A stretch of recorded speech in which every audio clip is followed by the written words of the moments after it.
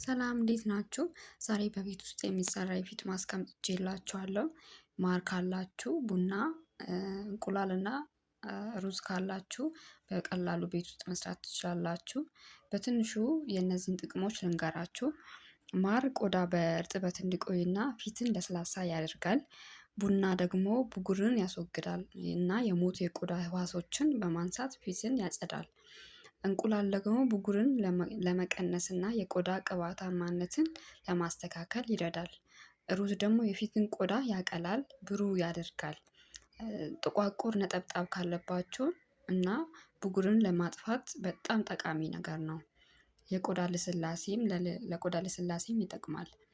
እዚህ ጋር እንደዚህ ሩዙን ከፈጨን በኋላ እዚህ ጋር እናፈዋለን ማለት ነው። ዱቄቱን ስለሆነ የምንፈልገው እዚህ ጋር ሩዙን እንነፋውና ከዛ ቀላቅለን ስለሆነ ሩዝ እዚህ ጋር እንነፋለን። ከዛ እንቁላል ውሃውን ነው የምንፈልገው፣ ነብጫውን ሳይሆን ስኳሩን ሳይሆን ውሃውን ነው የምንፈልገው። እሱን እናደርጋለን። ማርም እንጨምራለን። 1-2 ማንኪያም ቢሆን አንድም ትችላላችሁ። ማር እንደዚህ አድርጋችሁ ንጹህ ማር ካላችሁ ቤታችሁ ውስጥ እንዲህ ትጨምራላችሁ ማለት ነው።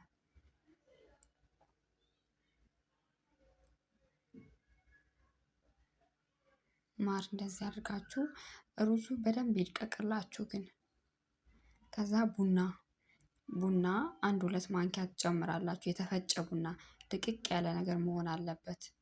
በደንብ የተፈጨውና 2 ማንኪያ ትጨምራላችሁ። ከዛ እንደዚህ በዚህ መልኩ እንደዚህ እናዋህዷለን። በደንብ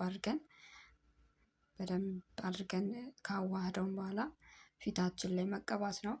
ግን ይህን ነገር ስትጠቀሙ ፊታችሁ ንጹህ መሆን አለበት። በንጹህ ፊት ነው መጠቀም ያለባችሁ እና ለውጡን ታዩታላችሁ።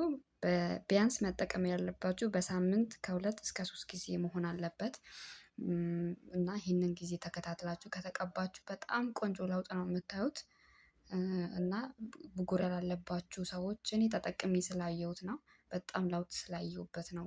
እና ብጉር ያጠፋል፣ ጥቁር ነጠብጣቦችን ያጠፋል። እና ቪዲዮን ከወደዳችሁ ደግሞ ላይክ እና ሼር ያደርጋችሁ እና ደግሞ ኮመንት ጽፋችሁ አስተያየታችሁን ብትሰጡኝ ደስ ይለኛል። እና ደግሞ ቻናሌን ሰብስክራይብ አድርጉልኝ፣ አዲስ ቻናል ስለሆነ እባካችሁ ቤተሰብ ሆኑኝ፣ ተቀላቀሉኝ። ሰብስክራይብ እንዳይረሳ። አብራችሁኝ ስለቆያችሁ እጅግ በጣም አመሰግናለሁ።